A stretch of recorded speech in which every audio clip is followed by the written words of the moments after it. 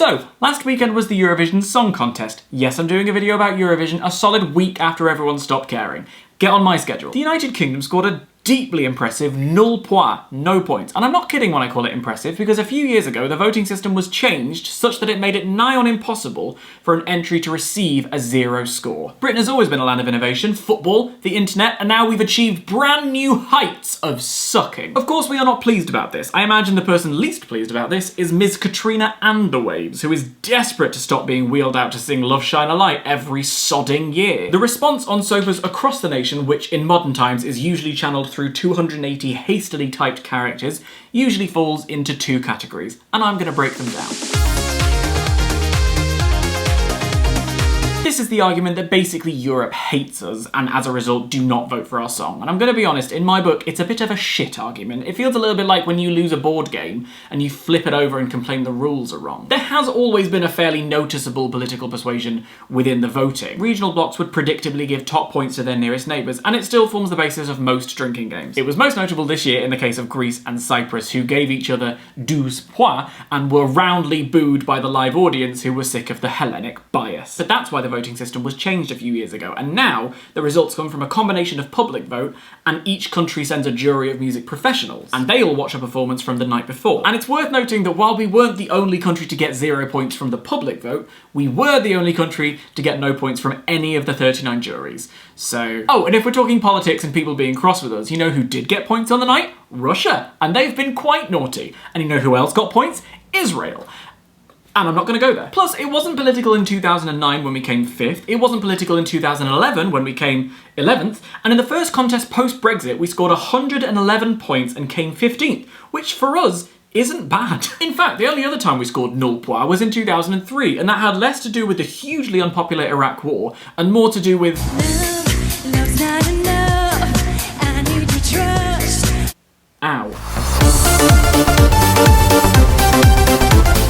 When it comes to the performance selection, it's fair to say that we generally play it safer than a safe thing. We send perfectly serviceable songs performed by very talented, consummate professionals. They stand on a stage that could have been airlifted from week 1 of The X Factor, and they sing a generic song about togetherness or positivity or something. But between the Serbian cock destroyers and that witch from Ukraine, who's gonna remember us? San Marino brought Flowrider, for fuck's sake. Imagine it's the Olympics, right? And for the 100-metre relay we send a Sunday jogging club. They're quite fit and they take their running seriously, but if Norway's gonna send Usain Bolt, then we might as well just skip the race and hit the calf for a bacon sandwich. Almost like clockwork, when we do badly on Eurovision, Adele starts trending, as a legion of people take to Twitter and start complaining, oh, well we could send Adele and still come last, wah. Number one, I think Adele's a bit busy.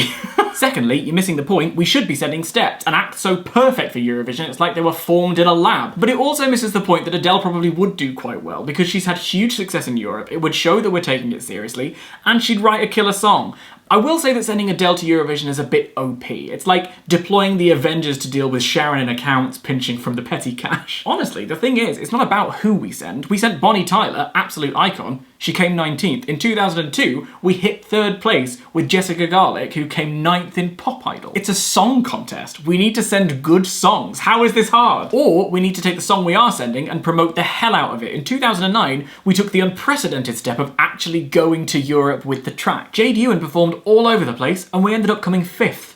And then she became a sugar babe. It's not rocket science. It's metaphysics. The Sugar Babes paradox, it's a callback to an old video, real fans would know that. To be honest, I know it's a competition, but we need to stop thinking of it like that for a little bit. We need to recalibrate what we consider a success. For me, 100 points would be nice. That would place us at about 15th, and when we've conquered that, we can set our sights on the dizzying heights of the left side of the board. And to achieve that, we need a complete overhaul in what we send. We need to pick a quality bop and get creative with the staging. Put on a show. We create some of the best music in the world, come on! Send one of our incredible bloody drag queens. Davina De Campo has a 4.5 octave range and can sing in 5 languages. Nul point?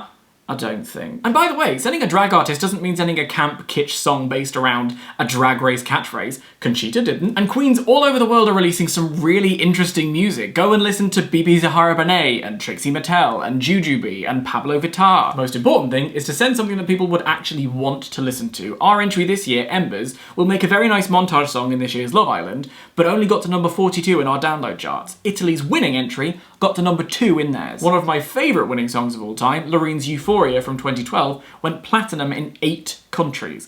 If we won't buy our own song, why would Europe pick up the phone and vote for it? I don't mean to sound like the ageing fraud that I absolutely am, but would someone at the Beeb crack open TikTok for Christ's sake and listen to what's popular and write something that would make those shiny children do this? To sum up, we should take it seriously, but not too seriously. It's a delicate line, I admit. Change what we consider a success, be happy with what we have, and climb up the ladder gradually. Because get into this, Britain should want to win Eurovision. If we're trying to establish new relationships with our European partners, then hosting a camp fun night with the theme of unity and literally welcoming all of the continent into our home and trying to impress them and win points sounds like a pretty smart move. I've just realised that Eurovision has basically come dine with me.